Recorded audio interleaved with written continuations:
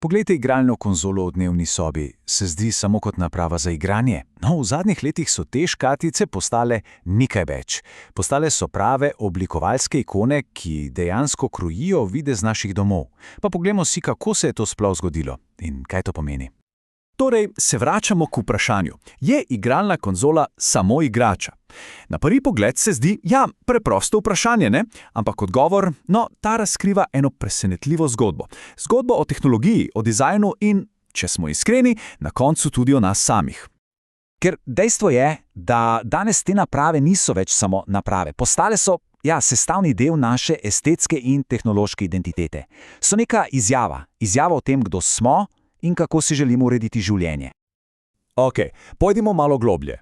Poglejmo si, zakaj te naprave niso več samo za igranje iger. In ta preobrazba je res neverjetna. Samo pomislite za trenutek. Včasih so bile konzole samo neke škatle za zabavo, ne? Ponavadi pospravljene nekam v omarico, skrite pred pogledi. In danes so to kosi, ki jih ponosno razstavimo.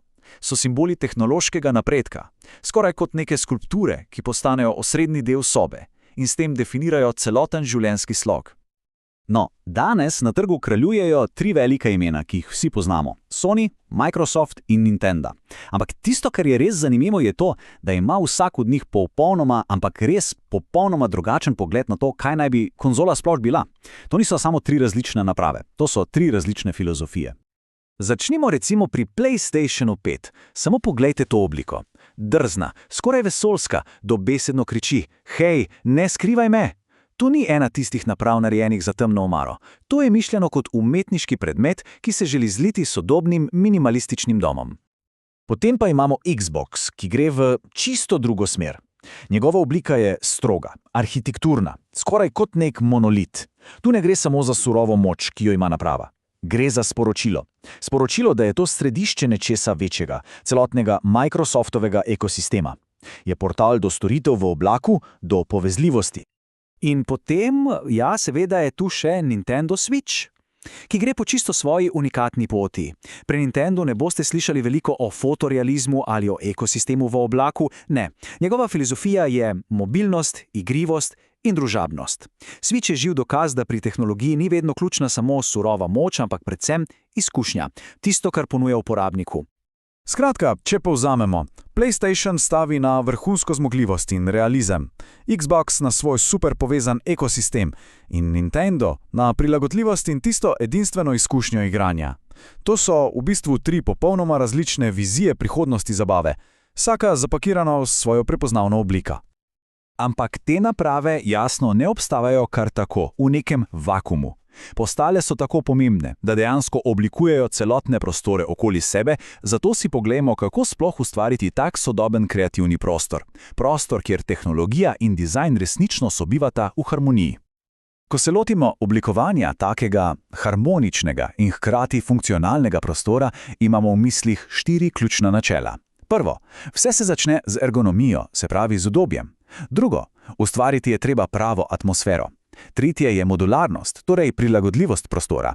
In za konec vse skupaj zaokroži minimalizem. Ok, ampak kako to izgleda v praksi? No, govorimo o stvareh, kot so uravnotežene barvne sheme, s katerimi pomirimo oči in duha. Pa o pametni LED osvetlitvi, s katero ustvarimo točno tisto razpoloženje, ki ga potrebujemo za delo ali pa za sprostitev. Potem so tu akustični paneli za kristalno čist zvok in seveda ne smemo pozabiti na pohištvo, ki elegantno pospravi vse tiste nadležne kable. In točno v tem je bistvo vsega. Cilj je namreč ustvariti prostor, kjer je tehnologija sicer prisotna, močna, ampak hkrati nevsiljiva, kjer služi svojemu namenu, ne da bi vizualno kričala in motila. In temu bi lahko rekli idealni preplet digitalnega in estetskega minimalizma. Seveda pa konzola ponavadi ni edina naprava, ki definira tak prostor. Ne, v samem središču kreativnega dogajanja, skoraj kot nek dirigent celotnega orkestra, pogosto stoji še ena ikona oblikovanja. Tista, ki vse skupaj poveže. Govorimo seveda o Applovih računalnikih Macintosh.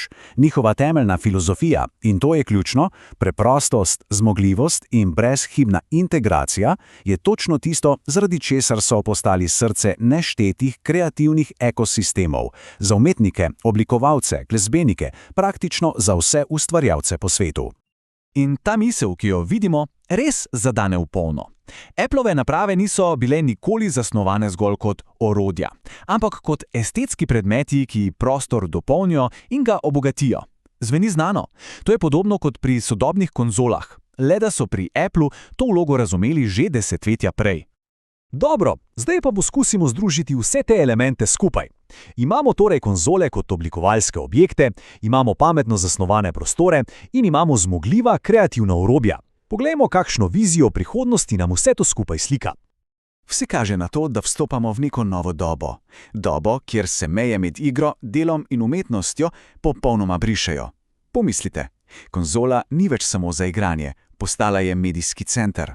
Računalnik ni več samo za delo, postal je studio. In soba? Soba ni več samo soba, ampak je postala kreativni laboratorij. In to je končni cilj. Ustvariti nekakšno kreativno zatočišče, okolje, ki navdihuje, ne pa obremenjuje, prostor, kjer tehnologija ni več samo hladno orodje, ampak postane skoraj nevidni, tihi partner v procesu našega ustvarjanja.